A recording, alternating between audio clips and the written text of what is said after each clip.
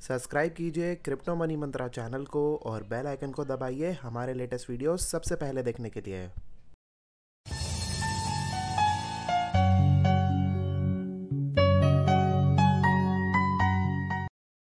दोस्तों, आगे बढ़ने से पहले हम आपको बता दें कि हम कोई फाइनेंशियल एडवाइज़र नहीं है और कोई भी इन्वेस्टमेंट करने से पहले आप अपनी खुद की रिसर्च ज़रूर कर लें। आपके प्रॉफिट या लॉस की हम कोई भी जिम्मेदारी नहीं लेते हैं। Hi friends, this is Jatin. मैं आपका बहुत बहुत स्वागत करता हूं क्रिप्टो मनी मंत्रा के एक नए वीडियो में।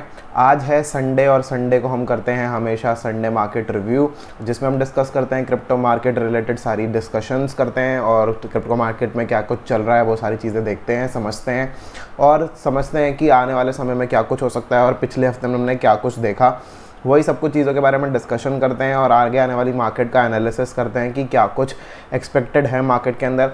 BTC का, बिटकॉइन का किस तरीके से मूव रहेगा आगे और ऑल्ट कॉइन्स जो हैं वो किस तरीके से परफॉर्म कर सकते हैं आने वाले समय के अंदर। तो यही सब कुछ चीज़ों का डिस्कशन करेंगे इसी वीडियो के अंदर। तो बने रहिए इस वीडियो में और हम आपको बहुत सारी जानकारी देंगे और आपके कुछ क्वेश्चंस भी लिए हैं मैंने, जो कि हमारे टेलीग्राम ग्रुप पर आप सब लोगों ने पोस्ट किए हैं, उसके भी आंसर करेंगे। तो बने रहिए इस वीडियो में, तो आपको इस वीडियो में आगे और अच्छी जानकारी मिलती रहेगी। सबसे पहले मैं आप सब लोगों से कहना चाहूँगा कि सबसे पहले इस वीडियो को लाइक कीजिए, शेयर कीजिए सबसे ज़्यादा, और ताकि हमारे चैनल को ज़्यादा से ज़्यादा सपोर्ट मिल सके। और पिछले कुछ समय के अंदर हमारे चैनल को काफ़ी अच्छा रिस्पॉन्स मिल रहा है, काफ़ी अच्छे कॉल्स जा रहे हैं। मार्केट ऑलरेडी बुलिश मोमेंटम ले चुका है, तो काफ़ी अच्छे कॉल्स तो आ ही रहे हैं ऑफ कोर्स, और हिट भी हो रहे हैं हमारे कॉल्स, हर एक कॉल्स जल्दी। तो ऑफ कोर्स काफ़ी अच्छा प्रॉफिट भी हो रहा है। तो अपने दोस्तों के साथ शेयर बिल्कुल कीजिएगा इस वीडियो को और लाइक करना बिल्कुल मत भूलिएगा। Alright, thank you so much. आगे बढ़ने से पहले मैं आप सब लोगों को एक चीज़ बताना चाहूँगा कि आज किया था हमने दिल्ली NCR का मीटअप, जो कि किया था हमने कनॉट प्लेस में। उसकी मैं आपको एक फ़ोटोग्राफ दिखाना चाहूँगा फटाफट, ताकि आप वो एक फ़ोटोग्राफ देख लें और आप समझ पाएँ कि वहाँ पर मतलब छोटा सा ही मीटअप था एक, और वहाँ पर आकर लोगों ने एक गेट टुगेदर किया, मिले एक दूसरे से, और साथ के साथ हमने डिस्कशन भी किया कि क्या आगे क्या कुछ रहना चाहिए, और सीखने को भी मिला उन लोगों से भी मेरे को, और उन लोगों ने भी सीखा होगा ऑफ कोर्स कि क्या कुछ चीज़ें आगे मार्केट में हो सकती है और किस तरीके से टेक्निकल एनालिसिस और फंडामेंटल एनालिसिस करना चाहिए मार्केट का। तो डेफिनेटली वो सब कुछ चीज़ें भी हम लोगों ने मिलकर सीखी ही वहाँ पर। तो अभी मैं आपके साथ एक फ़ोटोग्राफ शेयर कर देता हूँ फटाफट।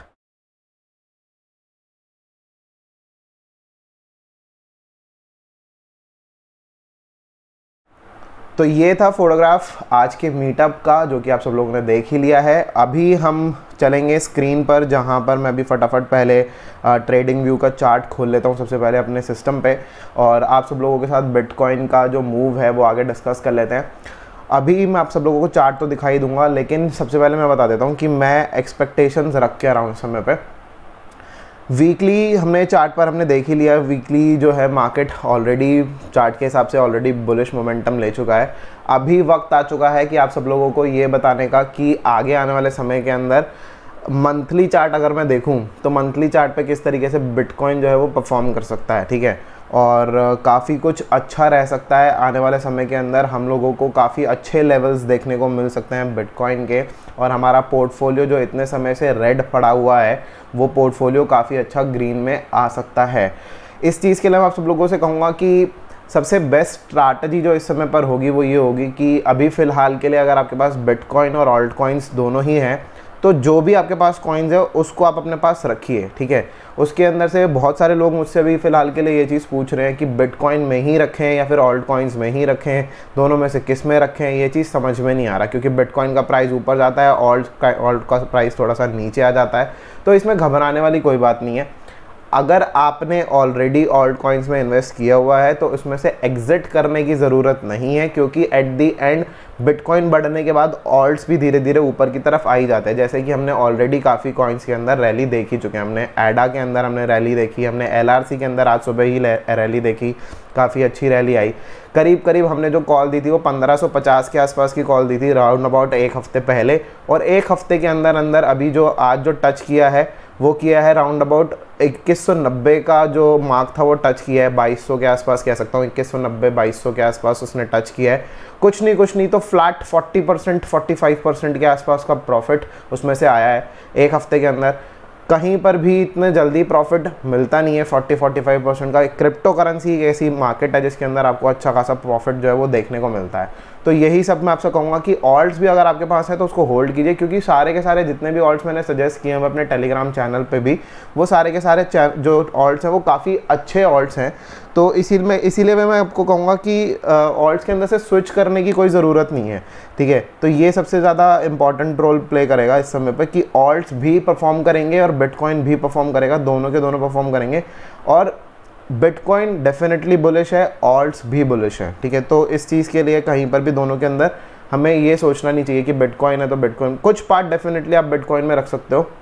राउंड अबाउट मैं कहूँगा कि आप 30% के आसपास बिटकॉइन में रखिए और 70% के आसपास अगर आपको ऑल्ट कॉइन्स में इन्वेस्ट कर दीजिए। 30% भी मैं इसलिए कह रहा हूँ क्योंकि अगर एक और कॉल और कोई कॉल्स अगर आ जाती हैं तो कम से कम आपके पास 2 से 3 कॉल्स में इन्वेस्ट करने के लिए आपके पास हो।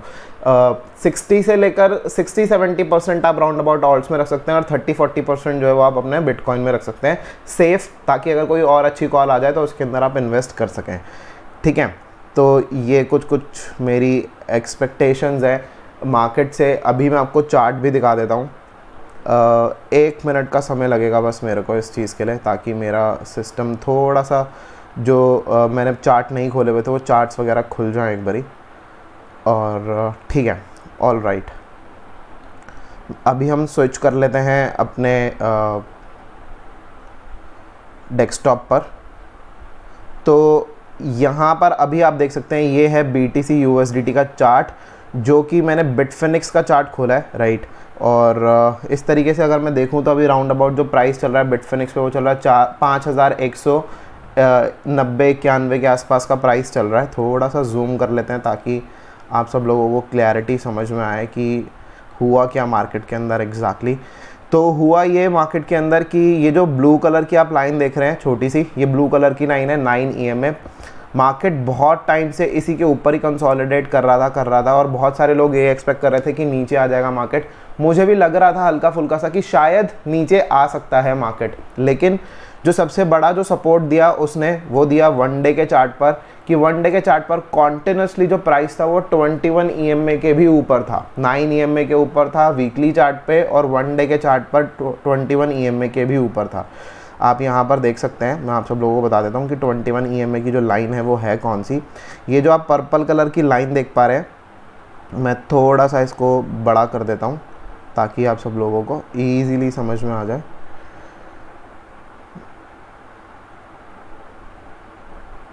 ये आप देख सकते हैं पर्पल कलर की जो डार्क लाइन है, ये बहुत समय से प्राइस जो था वो इसके ऊपर ही था।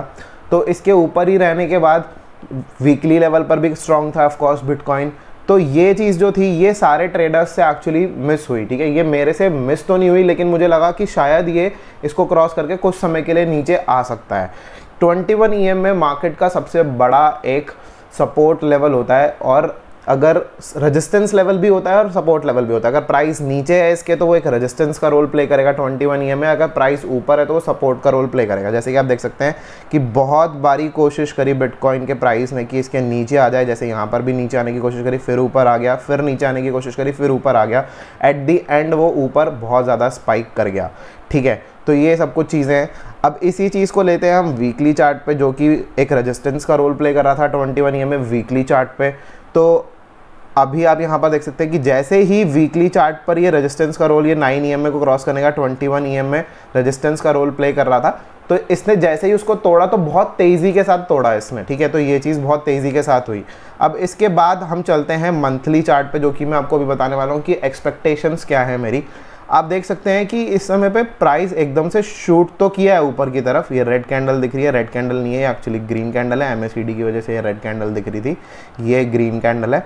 ये यहाँ पर शूट तो किया ऊपर की तरफ से, लेकिन अभी मंथ खत्म नहीं हुआ है। मंथ खत्म होने में अभी सिर्फ एक मंथ का सिर्फ एक ही हफ्ता हुआ है। अभी पूरे महीने के 4 हफ्ते भी बाकी हैं। अभी 7 अप्रैल हुई है, अभी टोटल मिला के 23 दिन बाकी हैं इस मंथ में। तो फिर ये मेरे को एक्सपेक्टेशंस है कि यहाँ से मार्केट और तेज़ी से शूट अप करेगा, और ये जो ऊपर की ये जो कैंडल थी, जो पीछे जो हमने कैंडल रेड कलर की देखी थी, ये इसी को ही इसी का जो सबसे टॉप प्राइस था उसको रेजिस्टेंस बना सकता है।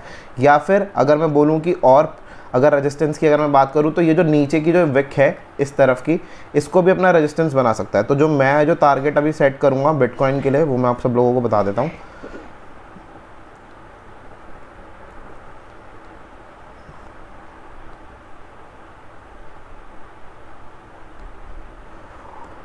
ये कुछ टारगेट रहेंगे मेरे। अभी जो प्राइस चल रहा है, अभी जो ये जो विक थी ये थी 5439 के आसपास, 5440 के आसपास, ठीक है, ये था। और उसके ऊपर जो ये एक और विक जो हमको नज़र आती है, ये आती है 5755 के आसपास। तो मुझे उम्मीद है कि यहाँ तक डेफिनेटली इस रेंज के अंदर, इन दोनों प्राइस की रेंज के अंदर डेफिनेटली जा सकता है, क्योंकि जब ये इसको तोड़ेगा तो ये इसके ऊपर बहुत तेज़ी से, जैसे कि आपने वीकली चार्ट पे देखा कि बहुत तेज़ी से ऊपर की तरफ लेता है, तो उस तरफ पे भी हो सकता है। और अगर मैं कहूँ कि कहाँ तक प्राइस जा सकता है, ठीक है, तो ये प्राइस मेरे को लगता है आने वाले समय के अंदर हमको इस लेवल तक भी दिख सकता है, 6300 के आसपास, 6400 के आसपास हमको ये प्राइस, ये यहाँ पे 6386 के आसपास का जो प्राइस है, ये प्राइस हमको देखने को डेफिनेटली मिल भी सकता है, ठीक है। अगर ये बहुत तेज़ी से अगर ऊपर गया तो इसी मंथ के अंदर अंदर ये टारगेट्स, ये जो 4 मैंने लाइंस मैंने ड्रॉ किए हैं, यहाँ तक हमको देखने को डेफिनेटली मिल सकता है, ठीक है। तो ये सब कुछ मेरी एक्सपेक्टेशंस है बिटकॉइन के साथ, क्योंकि जब भी 21 EMA को क्रॉस करता है बिटकॉइन का प्राइस या किसी भी मार्केट का प्राइस, तो वो इसी तरीके से पूरा ऊपर की तरफ इनगल्फ करते हुए कैंडल्स को तभी क्रॉस करता है। तो ये सब कुछ चीज़ें एक थ्योरी है, और मतलब यही सब कुछ चीज़ें जो है मार्केट के अंदर ट्रेंडिंग रहता है। ऑल राइट, और अभी फ़िलहाल के लिए ये कुछ डिस्कशन थी बिटकॉइन की। डेफिनेटली अगर बिटकॉइन का प्राइस बहुत तेज़ी से अगर ऊपर जाएगा तो डेफिनेटली हमको ऑल्ट्स में थोड़ा सा करेक्शन देखने को मिल सकता है, हल्का फुल्का। और अगर बिटकॉइन का प्राइस धीरे धीरे ऊपर जाता है तो उस सिनेरियो में हमको लग सकता है कि हाँ, थोड़ा धीरे धीरे प्राइस जो है वो ऑल्ट्स का भी थोड़ा थोड़ा कम होता जाएगा और इसी तरीके से होगा। लेकिन मुझे लगता है कि जिस दिन भी ये जो प्राइस है ये 5300 के मार्क को टच करके ऊपर जाएगा, उसके बाद काफ़ी तेज़ी से ही ऊपर जाएगा, जो कि मुझे लगता है। और अभी फ़िलहाल के लिए वही जो लेवल है वो भी फ़िलहाल के लिए रेजिस्टेंस बना हुआ है। यहाँ पर 21 EMA मंथली लेवल का जो है वो रेजिस्टेंस का भी रोल प्ले कर रहा है। जैसे ही ऊपर जाएगा उसके बाद काफ़ी तेज़ी से ऊपर जाने की उम्मीद मुझे लगती है, इसी महीने के अंदर डेफिनेटली लगती है। अगर इस महीने में नहीं भी होती है तो हमको मई मंथ में डेफिनेटली ये देखने को मिल सकता है, क्योंकि अगर कैंडल अगर ये यहीं इसी प्राइस पे क्लोज अगर हुई, अगर ये कैंडल यहीं पर ही रहती है, अगर ये प्राइस यहीं पर ही रहता है, बिटकॉइन का प्राइस यहीं पर ही कंसोलिडेट करता है, उस सिचुएशन में ऑल्ट्स काफ़ी ऊपर चले जाएंगे। और ऐसे सिचुएशन में मार्केट काफ़ी ज़्यादा पॉजिटिव है और आने वाले समय में पॉजिटिव रहेगा। अगले कम से कम 1 से 2 महीने के अंदर मतलब के लिए एटलीस्ट मार्केट काफ़ी ज़्यादा पॉजिटिव है। आप जितना अच्छा गेन्स अगले 2 महीने के अंदर अंदर निकाल सकते हैं, वो गेन आपको शायद पिछला जितना भी लॉसेस है वो सारे के सारे लॉसेस जो है वो कवर कर देगी, चाहे वो ऑल्ट्स हो चाहे वो बिटकॉइन हो। तो मेरी उम्मीद यही है इस समय पर। ऑल राइट, अभी आप सब लोगों के क्वेश्चंस ले लेते हैं। मैंने आप सब लोगों से क्वेश्चंस पूछे थे। मोन्टू भाई का सबसे पहले मैसेज आया कि बिटमैक्स पे लॉन्ग करे या शॉर्ट। मेरे हिसाब से शायद जो मैंने अभी एक्सप्लेनेशन दी है उससे आप डेफिनेटली समझ गए होंगे कि इस समय पर शॉर्ट तो बिल्कुल भी नहीं बनता है, इस समय पर लॉन्ग ही बनता है। लेकिन मैं बिटमैक्स पे जनरली ट्रेड नहीं करता हूँ, बहुत कम सिचुएशंस में ही ट्रेड करता हूँ। तो उसके लिए मैं अगर लेवरेज भी लेता हूँ तो बहुत कम लेवरेज लेता हूँ, ताकि अगर मार्केट अगर इनकेस अगर किसी न्यूज़ की वजह से या किसी इवेंट की वजह से नीचे अगर आ जाए तो उस सिचुएशन में हमको अपना फ़ंड जो है वो सेफ़ रखना है। तो अपना फ़ंड सेफ़ रखने के लिए लेवरेज हमेशा छोटे अमाउंट की ले, और जितना बिटकॉइन आपके पास टोटली अवेलेबल है आपके अकाउंट के अंदर बिटमैक्स के अंदर, उसका सिर्फ और सिर्फ 30% के आसपास ही यूज़ करें, सिर्फ और सिर्फ। बाकी 70% रिजर्व में रखें। अगर प्राइस अगर आपके अगर अपोजिट अगर चला जाता है तो आप जाके उस सिचुएशन में दोबारा से आगे भी जाके उस मार्जिन को यूज़ कर सके और ज़्यादा पोजीशंस को ओपन कर सके, जब अगर प्राइस अगर आपके जो आपने जो सोचा हुआ है उसके ऑपोजिट चला जाए तो, ठीक है। उस सिचुएशन जैसे मैं अगर मैं लॉन्ग के लिए सोच रहा हूँ और मार्केट में प्राइस नीचे आ गया, तो जब नीचे आ जाए तो मैं थोड़े से पोजीशंस को और ऐड कर सकूँ और एवरेज आउट कर सकूँ, ठीक है। तो 70% जो अमाउंट होना चाहिए वो रिजर्व में होना चाहिए, और मैक्सिमम 5% 7% के आसपास का ही लेवरेज है। इससे ज़्यादा का लेवरेज एडवाइजेबल नहीं है मेरी तरफ से, ठीक है।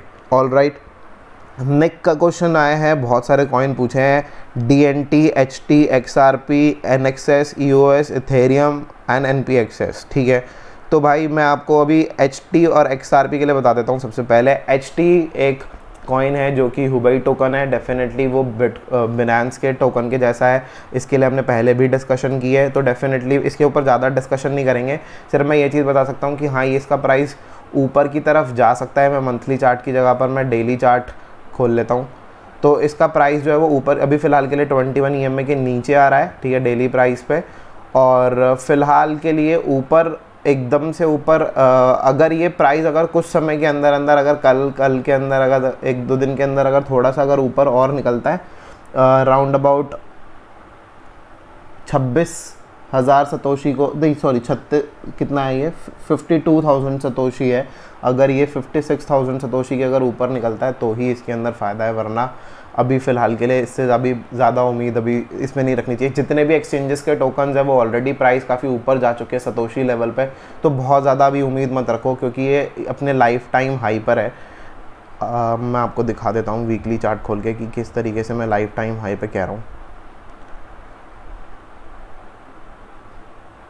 ये देख सकते हैं यहाँ पर ये लाइफ टाइम हाई ऊपर की तरफ था और उसी को ही टच करके थोड़ा सा नीचे की तरफ करेक्शन ले रहा है। तो फिलहाल के लिए करेक्शन अभी एक्सपेक्टेड है। डेफिनेटली ये प्राइस मुझे लगता है अराउंड अबाउट 47,000 के आसपास तक आ जाएगा सतोशी लेवल में, तो वहाँ पर आने के बाद तब आप बाय कर सकते हैं। अभी फ़िलहाल के लिए ज़रूरत नहीं है इसकी, ठीक है, ऑल राइट। इसके बाद XRP यार थोड़ा सा ना अभी मेरे को डाइसी लग रहा है। हालांकि इसकी न्यूज़ आ रही है कि बैंक्स के साथ काफ़ी ज़्यादा टाई अप्स हो रखे हैं, और मैंने आपको जैसे पहले भी बताया था कि एक ट्रायंगल में, पिछले हफ्ते भी बताया था कि ट्रायंगल में है, तो ये ट्रायंगल को अभी ब्रेकआउट इसने किया नहीं है। बेटर है कि आप कुछ समय का वेट कीजिए, इसको 8,000 के ऊपर आ जाने दीजिए, कम से कम एटलीस्ट 8,200 के ऊपर आ जाने दीजिए, तब आप इसको बाय कीजिए। क्योंकि अभी अगर ये नीचे जा रहा है तो नीचे ही जाता चला जाएगा। अगर इसने अगर ट्रायंगल नीचे की तरफ अगर ब्रेकआउट दिया तो ये नीचे की तरफ ही जाता रहेगा। इसको आप राउंड अबाउट 8,200 का जो लेवल है वो ब्रेक करने दीजिए, उसके बाद काफ़ी तेज़ी से निकलेगा। अभी फ़िलहाल के लिए नीचे ही है, तो नीचे बिना वजह हमको और ज़्यादा लॉसेज हो सकते हैं, ठीक है। हमको प्रॉफिट कमाना है तो प्रॉफिट के हिसाब से सोचना पड़ेगा। ऑल राइट, NXS कॉइन के बारे में पूछा है। NXS कॉइन के बारे में अगर हम बात करें, NXS कॉइन के बारे में, तो ये भी मुझे प्राइस अभी थोड़ा सा नीचे ही दिखता है, मुझे बहुत ज़्यादा ऊपर अभी नहीं दिख रहा है। तो यहाँ से अभी फ़िलहाल के लिए मुझे इस कॉइन से थोड़ा कुछ ज़्यादा एक्सपेक्टेशंस नहीं है, क्योंकि ये 21 EMA डेली को ब्रेक कर नीचे की तरफ ही आ रहा है। और अगर मैं वीकली चार्ट पे बोलूँ तभी भी वो नीचे की तरफ ही है। और अगर मैं बात करूँ कि स्टॉच RSI की, वो भी नीचे की तरफ इंडिकेशन दे रहा है। साथ के साथ चेक कर लेते हैं MACD को। MACD ने क्रॉस करने की कोशिश करी थी ज़ीरो वाले लेवल को, लेकिन उसको क्रॉस नहीं किया था। अगर आपको इसको बाय करना भी है, अगर इनकेस अभी चल रहा है प्राइस 8,803 का, अगर ये आपको थोड़ा अगर ऊपर जाता हुआ अगर आपको दिखता है, क्योंकि मुझे ये प्राइस ऊपर जाता हुआ तो एकदम से हो भी सकता है कि ऊपर भी चला जाए, लेकिन इस समय पे थोड़ा सा रिस्की ट्रेड है ये, ठीक है। तो अगर आप रिस्क ले सकते हैं तो ही इसमें अभी इन्वेस्ट कीजिए, वरना इसको कंफर्मेशन के लिए वेट कीजिए एक बारी कि अगर ये 1,000 के ऊपर चला जाता है तो आप इसमें बाइंग कर सकते हैं। अभी फ़िलहाल के लिए मैं बाइंग सजेस्ट नहीं करूँगा इसके अंदर। थोड़ा समय का कंफर्मेशन का वेट कीजिए कि 21 EMA वीकली चार्ट पे और डेली चार्ट पे भी, अगर डेली चार्ट पे भी 21 EMA के अगर ऊपर अगर आ जाता है तो भी थोड़ा सा अच्छा इंडिकेशन हो जाएगा। लेकिन अभी फ़िलहाल के लिए मैं रिकमेंड नहीं करूँगा, क्योंकि डेली चार्ट पे MACD जो है वो नीचे की तरफ क्रॉस कर रहा है, ठीक है। ऑल राइट, इसके बाद बात कर लेते हैं EOS। मेरे को जहाँ तक मैंने देखा था पहले तो थोड़ा सा बुलिश तो लग रहा था, लेकिन अभी प्रेजेंट चार्ट्स क्या कह रहे हैं ये चीज़ देख लेते हैं। हाँ बिल्कुल, ये बुलिश ही है इस समय पे, और EOS का प्राइस काफ़ी ऊपर जाने की उम्मीद है मेरे को। एंड MACD भी जो है वो ऊपर की तरफ जाने की कोशिश कर रहा है इस समय पे। आप देख सकते हैं कि ये जो ज़ीरो वाली जो डॉटेड लाइन है, ये डॉटेड लाइन के ऊपर ही है, ज़ीरो वाली लाइन के ऊपर ही है, तो ये काफ़ी अच्छा एक सिग्नल होता है। और साथ ही साथ अगर मैं वीकली चार्ट अगर मैं देख लूँ तो वीकली चार्ट पे भी ये 50 MA के ऊपर चला जा चुका है। इस समय पे बुलिश मोमेंटम में है ये अपने, और इसके आगे आने वाले जो टारगेट्स होने चाहिए वो राउंड अबाउट मुझे लगता है कि 12,890 के आसपास का टारगेट फर्स्ट टारगेट होना चाहिए। देन अगर मैं बात करूं और ऊपर तो फिर ये उसके ऊपर 13,800 के आसपास का और अगला टारगेट होना चाहिए। ऐसे करते करते ये थोड़े, मैं आपको भी स्क्रीन पे दिखा रहा हूँ किस तरीके से हम सेट करते हैं तो मैंने विक्स के ऊपर जितनी भी विक्स नीचे की तरफ आई हुई थी, ये जो शेडो बनती है, यही शेडो पर मैं अभी फ़िलहाल के लिए अपने यहाँ टारगेट जो है वो सेट करता हूँ, क्योंकि मार्केट में प्राइस जो है वो काफ़ी नीचे है, तो डेफिनेटली ये एक सपोर्ट एंड रेजिस्टेंस का जो है वो रोल प्ले करता है। तो ये सब कुछ जो टारगेट्स हैं आप यहाँ पर देख सकते हैं इस तरफ पे। ऊपर जाते जाते 19,000 के आसपास का भी टारगेट लगा सकता है अगर ये बुलिश मोमेंटम अगर कंटिन्यू होता है मार्केट के अंदर तो। और यहाँ पर अगर ऊपर की तरफ देखो तो 22,800 के भी आसपास भी जा सकता है, जो कि अभी फ़िलहाल के लिए जो रेजिस्टेंस बनेगा वो 19,500 के आसपास का जो है वो रेजिस्टेंस बनेगा। उसको अगर तोड़ के अगर निकलता है तो काफ़ी अच्छा मूव जो है मार्केट में यूएस ले सकता है। ठीक है, ये सब कुछ चीज़ें मेरी एक्सपेक्टेशंस है। वापस स्विच कर लेते हैं वन डे चार्ट पर और अगले क्वेश्चंस ले लेते हैं। इथेरियम काफ़ी अच्छा परफॉर्म कर सकता है, और इथेरियम जो है हमेशा BTC के साथ परफॉर्म करता है, तो आपको ये चीज़ ध्यान में रखना चाहिए कि BTC इस समय पर बढ़ रहा है तो इथेरियम के प्राइस को भी ऊपर लेके जाएगा।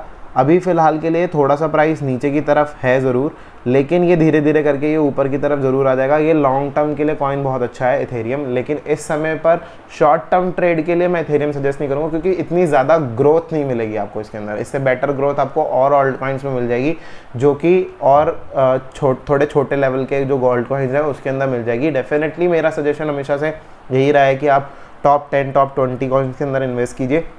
लेकिन अगर हमको एक इन्वेस्ट करना है तो टॉप 10 टॉप 20 कॉइन्स के अंदर इन्वेस्ट कर सकते हैं, लेकिन अगर हमको ट्रेड करना है तो डेफिनेटली ट्रेड करके एग्जिट करके बिटकॉइन में वापस आ सकते हैं, जिसमें हमको बिटकॉइन में प्रॉफिट मिल ही जाएगा। ठीक है, जैसे कि मैंने LRC कॉइन के लिए पहले सजेस्ट किया था वो चीज़, और अभी के लिए मैंने CMT की कॉल जो है वो दी थी। मैं आपको CMT की कॉल भी बता दूंगा अभी इसी के अंदर ही। पहले NPXS का क्वेश्चन डिस्कस कर लेते हैं, जो कि निक ने पूछा है। NPXS इस समय पर मैं कहूँगा कि 15 सतोशी के आसपास आ गया, 14 सतोशी के आसपास आ गया इनफैक्ट अभी। ठीक है, इतना ज़्यादा बुलिश नहीं है यार NPXS अभी, तो मेरे हिसाब से NPXS को थोड़े टाइम के लिए अगर बाय कर रखा है तो छोड़ दो, उसको होल्ड करके रखो बिल्कुल, क्योंकि वो कभी भी अपना मोमेंटम पकड़ सकता है। और जहाँ पर अभी इसने अगर मैं बिनांस एक्सचेंज की बात करूँ तो इसने 18-19 सतोशी को टच किया और वापस नीचे आ गया। 21 EM इसके लिए रेजिस्टेंस बना वीकली 21 EM, और उसके बाद वो नीचे आ गया। अगर वो उसको तोड़ के अगर ऊपर जाता तो डेफिनेटली पॉजिटिव होता, लेकिन अगर आपके पास ऑलरेडी होल्डिंग है NPXS की, होल्ड करो। फ्री का आपको 11% का पर मंथ के हिसाब से आपको इसका एयर ड्रॉप मिल रहा है। 3 महीने तक एयर ड्रॉप लो, कॉइन्स इंक्रीज़ करो। कॉइन्स इंक्रीज़ करने के बाद आपको काफ़ी अच्छा जो है प्रॉफिट मिल सकता है। मई के बाद मुझे एक्सपेक्टेड है, मई जून के बाद एक्सपेक्टेड है, क्योंकि इनका मेन नेट जहाँ तक मेरी इनकी टीम से बात हुई थी NPXS की टीम से, इन्होंने कहा है कि हम अपना जो मेन नेट है वो Q3 में करेंगे, मतलब कि जून के बाद करेंगे। ठीक है, अप्रैल मई जून सेकेंड क्वार्टर है, जून के बाद जुलाई अगस्त और सितंबर थर्ड क्वार्टर होता है। तो थर्ड क्वार्टर में अपना ये जो है मेन नेट करेंगे, तो उस समय पर काफ़ी अच्छा जो है प्राइस जो है इसका ऊपर जा सकता है। अपनी ब्लॉकचेन पे लोग स्विच करने वाले हैं। ठीक है, तो ये सब कुछ चीज़ें हैं। एंड हम बात कर रहे थे CMT की, जो मैंने बताना था आपको, तो CMT BTC का मैं आपको कॉल दे देता हूँ। ये मैंने अपने टेलीग्राम चैनल पर भी दिया है, हालांकि मैंने यहाँ पर लेवल्स जो है वो मार्क नहीं किए हैं, लेकिन फिर भी मैं आप सब लोगों को यहीं पर ही बता देता हूँ कि क्या कुछ जो प्राइस जो है अभी फ़िलहाल के लिए अवेलेबल है। ये राउंड अबाउट 938 के आसपास अवेलेबल है, जो मैंने टेलीग्राम पर भी अभी जो मैंने इस कॉल जो मैंने प्लेस करी है अपने। अगर आप हमारे टेलीग्राम चैनल पर और टेलीग्राम ग्रुप में नहीं है तो इस वीडियो के डिस्क्रिप्शन में लिंक दिया हुआ है, डेफिनेटली आप ज्वाइन कर सकते हैं हमारा टेलीग्राम चैनल।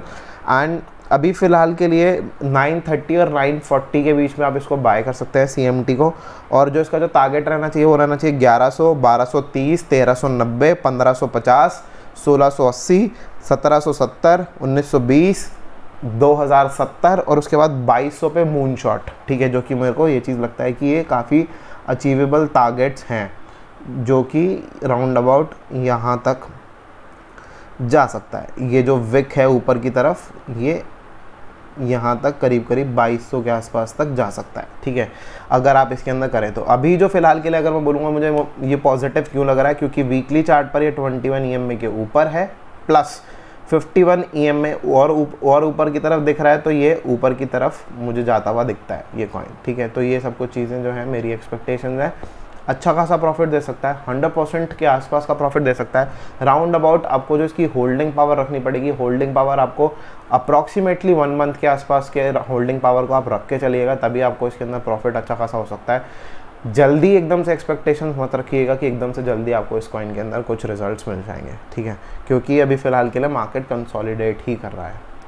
ऑल राइट, तो ये सब कुछ चीज़ें मैंने आपको सब लोगों को बता दी हैं। इसके अलावा सिया कॉइन के बारे में पूछा गिरीश ने, तो सिया कॉइन के बारे में गिरीश को हम हर हफ्ते बताते हैं, इस हफ्ते भी बता देते हैं। और फ़िलहाल के लिए अभी फ़िलहाल इतना ज़्यादा पॉजिटिव नहीं है मूव, जब तक ये राउंड अबाउट 74 के आसपास को नहीं, 74 के जो रेजिस्टेंस है उसको ब्रेक नहीं करता है 21 EMA वीकली वाला, उसके ऊपर एकदम से जाने की एक्सपेक्टेशंस नहीं है। प्लस जो 50 MA की जो कैंडल बननी, जो 50 MA की जो लाइन जो बननी चाहिए, जो मूविंग एवरेज जो लाइन आनी चाहिए, वो भी कुछ समय के अंदर बन जाएगी। जब वो बन जाएगी डेफिनेटली, वो बनने के बाद मार्केट उसकी तरफ देखने लगेगा, तो उस समय पर हमको थोड़ा सा एक जिसे कहेंगे ना कि बुल देखने को मिल सकता है सिया कॉइन के अंदर। अभी फ़िलहाल के लिए एकदम से मत एक्सपेक्टेशन कीजिए सिया कॉइन के साथ, थोड़ा सा समय लगेगा। ऑल राइट, ELF के बारे में भाई, ELF के बारे में मैंने ऑलरेडी डिस्कशन किया हुआ है, कॉल बहुत टाइम पहले से दे रखी है, हालांकि इतना ज़्यादा हमें रिज़ल्ट नहीं मिल पा रहा है। उसका रीज़न बहुत ही साफ़ है कि इसकी जो टीम है उसने मेन नेट की अनाउंसमेंट करनी है, और वो मेन नेट की अनाउंसमेंट अभी तक हुई नहीं है। सारे के सारे टारगेट्स मैप्ड हैं, और ELF के टारगेट्स मैं ऑलरेडी पहले भी शेयर कर चुका हूँ। तो मैं कहूँगा कि आप इसको होल्ड कीजिए अगर आपके पास है तो, और अगर नहीं है तो डेफिनेटली बाय कर लीजिए, ठीक है। और ये काफ़ी अच्छा ऊपर की तरफ मूवमेंट दे सकता है। अगले हफ्ते में 9 EMA 21 EMA को क्रॉस कर सकता है, वो एक काफ़ी अच्छा बुलिश साइन हो जाता है किसी भी कॉइन के लिए। तो मैं उसी चीज़ की वेट कर रहा हूँ, या अगले हफ्ते या फिर उसके maximum next to next week, ठीक है, वो लगता है मेरे को। कल मंडे है, तो मंडे को वीकली कैंडल नई कैंडल बनेगी, और ये जो मूविंग एवरेजेस है ये भी शायद क्रॉस कर जाए, तो होपफुली ऐसा हो जाएगा। अगर ऐसा होता है तो डेफिनेटली हमको एक पॉजिटिव मूव देखने को मिल सकता है। OST के बारे में पूछा है हिमांशु वर्मा ने। OST भाई मैंने आज सुबह ही चार्ट देखा, ये तो नीचे की तरफ चला गया कॉइन, और उम्मीदें बहुत थी इस कॉइन से, लेकिन ये कॉइन ने जो है अंडर परफॉर्म कर दिया एक्चुअली। और थोड़ा सा बड़ा कर देते हैं चार्ट। आप भी बोलोगे यार ये चार्ट कैसे बनाते हो जतिन भाई, समझ में तो आता नहीं है कुछ, ठीक है। फ़िलहाल के लिए ये जो ट्रायंगल जो आपको दिख रहा है OST के अंदर, इसी ट्रायंगल के अंदर घूम रहा है OST, और फ़िलहाल के लिए जो प्राइस है वो है 611 का। ऊपर भी गया था, ये बार बार हमेशा विक ही बनाता है ऊपर की तरफ और नीचे आ जाता है, जो कि मेरे को देखने को मिल रहा है। 835 के प्राइस तक गया था, फिर नीचे आ गया, ठीक है।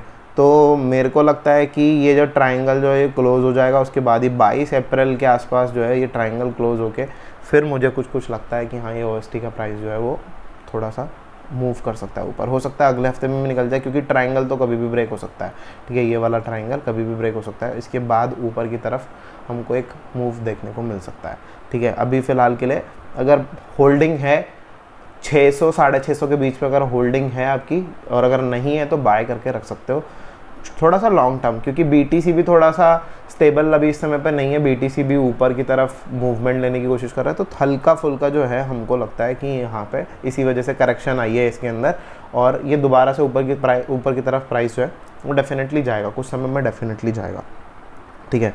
डेंट के बारे में भाई, मुझे डेंट के बारे में बहुत ज़्यादा पॉजिटिव वाइब्स हैं ऑलरेडी, क्योंकि इसकी जो है बहुत सारी न्यूज़ेस हैं डेंट की। तो डेंट डेफिनेटली ऊपर ज़रूर जाएगा। प्राइस डेफिनेटली नीचे आया है, लेकिन ये प्राइस ऊपर भी जाएगा। 17 सतोशी पे भी अवेलेबल है।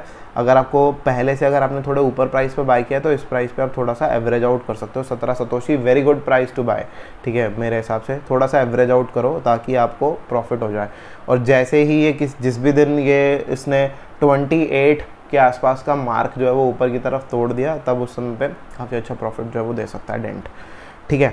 ऑल राइट, हर्ष ने पूछा है वही क्वेश्चंस जिसके बारे में मैं पहले स्टार्टिंग में वीडियो में डिस्कशन कर चुका हूँ, क्योंकि मैंने इनका क्वेश्चन जो है वो पहले ही पूछ लिया था। अभी BTC में रहना फ़ायदा है, मतलब BTC में रहना ज़्यादा ठीक है या ऑल्ट्स में, तो आपको ऑलरेडी बता चुका हूँ कि 30-40% BTC और उसके अलावा ऑल्ट्स।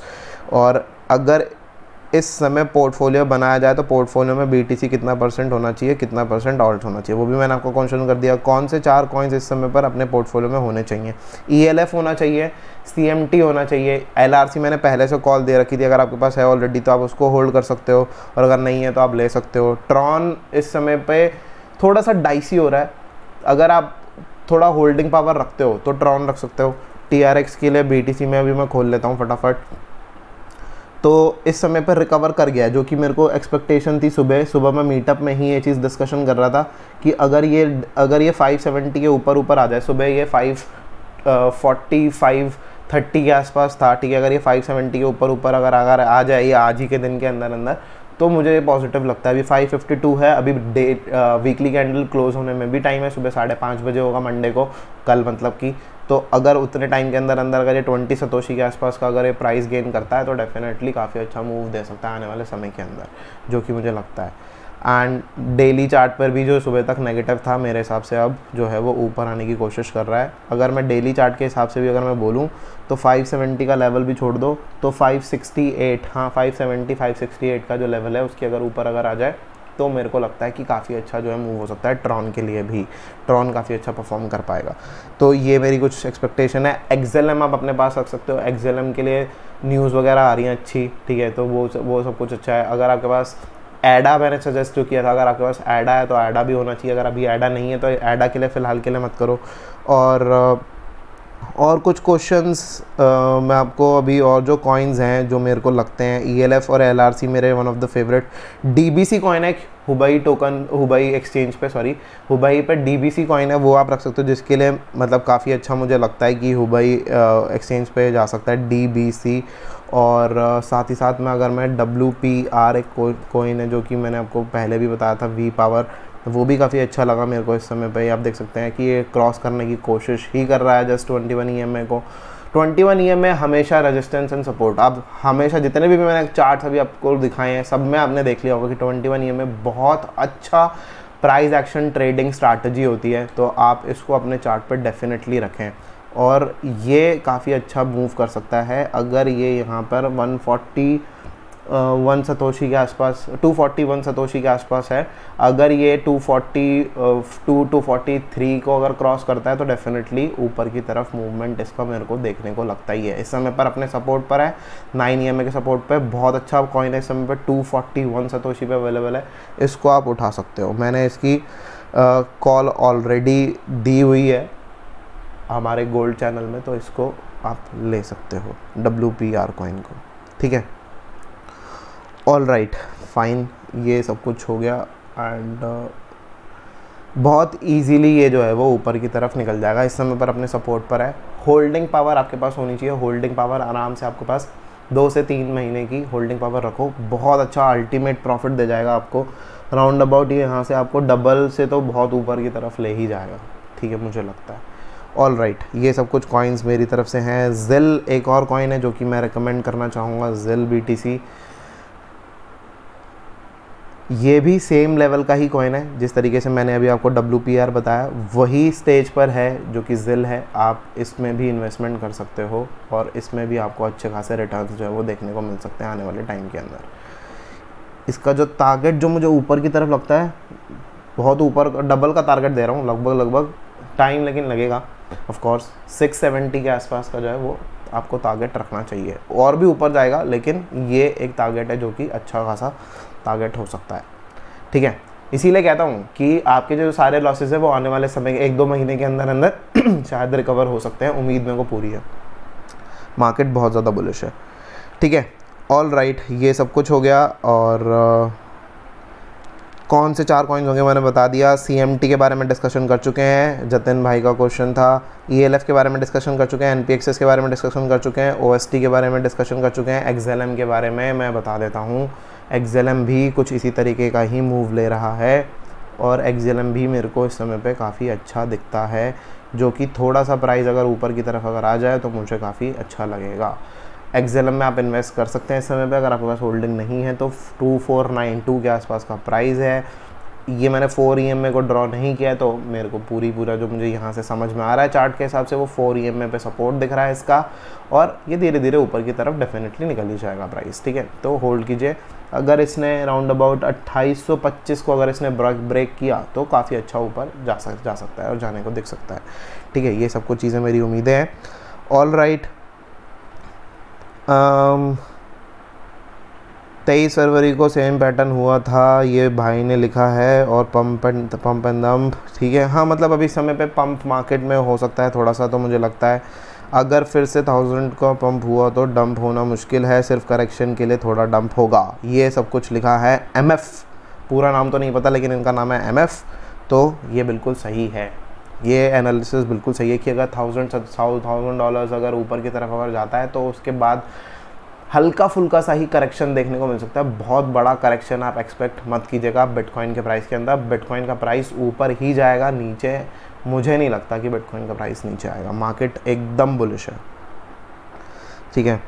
एंड क्वांटम, ETC और स्टीम के बारे में पूछा है, तो मैं सबसे पहले ETC ले लेता हूँ, जो कि मेरे को थोड़ा बहुत पसंद है, कॉइन इथेरियम क्लासिक।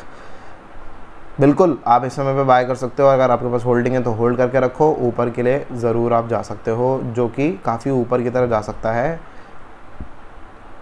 आप इसको होल्ड कर लो बेशक कॉइन को। और इसका जो फर्स्ट टारगेट मुझे लगता है वो लगता है राउंड अबाउट अभी जो चल रहा है वो चल रहा है 1324 सतोशी पे, 1480 सतोशी फर्स्ट होना चाहिए। जो 2000 सतोशी का इसका लेवल है मुझे बहुत अच्छे से याद है, 2000 सतोशी के आसपास का जो लेवल है वो एक इसका सपोर्ट हुआ करता था बहुत अच्छा, तो वही इसका जो है वो रेजिस्टेंस भी बनेगा राउंड अबाउट यहाँ पे, ठीक है। ये 2000 सतोशी तक आपको इजीली जो है वो देखने को मिल सकता है, 2050 के आसपास, ठीक है। बहुत टाइम पहले 2000 सतोशी इसका काफ़ी अच्छा जो है सपोर्ट हुआ करता था, और उससे पहले 1800 सतोशी भी जो है वो काफ़ी अच्छा जो है हमको एक रेंज जो है मैं कह सकता हूँ कि हमको देखने को मिल सकता है 1800 सतोशी के आसपास, ठीक है। ये मेरी एक्सपेक्टेशंस हैं। ETC के साथ स्टीम के बारे में बात कर लेते हैं। स्टीम फटाफट आप ले लेते हैं, बहुत ज़्यादा देर नहीं लगाएंगे क्योंकि वीडियो बहुत लेंदी हो चुका है ऑलरेडी। तो स्टीम के बारे में अगर हम बात करें तो स्टीम में फ़िलहाल के लिए इन्वेस्ट करना इतना ज़्यादा अच्छा नहीं है, तो मेरे हिसाब से स्टीम को अवॉइड कीजिए। हालांकि 9 EMA और 21 EMA का क्रॉस ओवर हुआ है, लेकिन प्राइस आ गया है नीचे, तो प्राइस अगर नीचे आ गया है तो इतना ज़्यादा पॉजिटिव नहीं है फ़िलहाल के लिए। हो सकता है कि प्राइस रिवर्सल भी कर जाए, लेकिन सेफ़ खेलना है अगर आपको, तो सेफ़ खेलने के लिए मैं एडवाइस नहीं करूँगा आपको, ठीक है। स्टीम एडवाइस बिल्कुल भी नहीं करूँगा। और उसके बाद जो बात की थी वो थी क्यूटम की। क्यूटम इस समय पर अगर मैं बात करूँ तो क्यूटम का प्राइस जो चल रहा है वो चल रहा है 670 के आसपास सतोशी में चल रहा है, और 3-4 दिन पहले नीचे एक बड़ी सी विक आ गई है जो कि 150 सतोशी के आसपास तक गई थी, और ये जो विक आई है ये थोड़ा सा कॉइन को स्लो बना देगी। अगर ये स्लो बनाती है धीरे धीरे अगर रिकवर अगर होता है प्राइस, ठीक है, तो फिर डेफिनेटली हमको अच्छा मूव कुछ समय के बाद देखने को मिल सकता है, जो कि हमको पॉलीमैथ में देखने को मिला।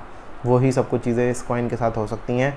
और अगर मैं वीकली चार्ट अगर मैं इसका देखूँ, ऑफ कोर्स ऊपर की तरफ जाने का मूवमेंट है, लेकिन थोड़ा सा स्लो मूवमेंट ही लगता है, क्योंकि 50 EMA और 21 EMA के बीच में बहुत ज़्यादा गैप नहीं है, तो थोड़ा सा स्लो मूवमेंट ही रहेगी इसकी। और जो टारगेट रहेगा वो रहेगा, हमने पहले भी डिस्कशन किया हुआ है ये कॉइन के बारे में, तो अभी 671 चल रहा है, 845 के आसपास का टारगेट रह सकता है। फिर उसके बाद 1617 तक ये जा सकता है कॉइन, जो कि मुझे लगता है 1617, या फिर अगर मैं थोड़ा सा नीचे और टारगेट अगर सेट करूं तो मुझे इस वीक के हिसाब से मुझे लगता है कि 1490 या 1500 के आसपास तक भी ये जा सकता है अगर ये ऊपर की तरफ गया तो। सबसे पहले ये इम्पॉर्टेंट है, यही लेवल जो कि 845 को तोड़ना बहुत ज़्यादा इंपॉर्टेंट है। अगले 1 से 2 हफ्ते के अंदर जैसे ही ये 50 EMA की जो ग्रीन लाइन है नीचे की तरफ आएगी, इसके आसपास टच करेगी विक के आसपास, तब ये ऊपर की तरफ निकलेगा, उसको क्रॉस करके फिर ये यहाँ तक जा सकता है। पहला जो इसका रेजिस्टेंस बनेगा वो यहाँ पे रेजिस्टेंस बनना चाहिए इस लेवल पे, जो कि मुझे लगता है 1265, 1265 और 1310 ये रेजिस्टेंस बनने चाहिए। अगर इसको क्रॉस करके अगर ऊपर की तरफ जाता है तो फिर इसका 1490 और 1617 का इसका जो है वो टारगेट हो सकता है, ठीक है।